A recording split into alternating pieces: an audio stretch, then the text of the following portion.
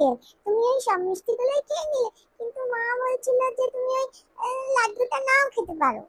আসলে মা বলছিল যে অনেকগুলো মিষ্টি দিয়েছি তো, তাই হয়তো লাড্ডুটা তুমি খাবে না।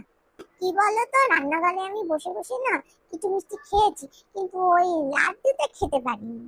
যখন মায়ের কাছে ওই লাড্ডুটা চাইছিলাম, তখন মা বলল গুনে গুনে এনেছে মিষ্টিগুলো বাবা।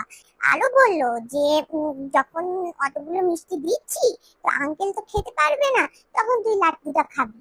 কখন থেকে দাঁড়িয়ে থাকলাম, কিন্তু তুমি ওই লাড্ডুটা তুলেই দিলে না।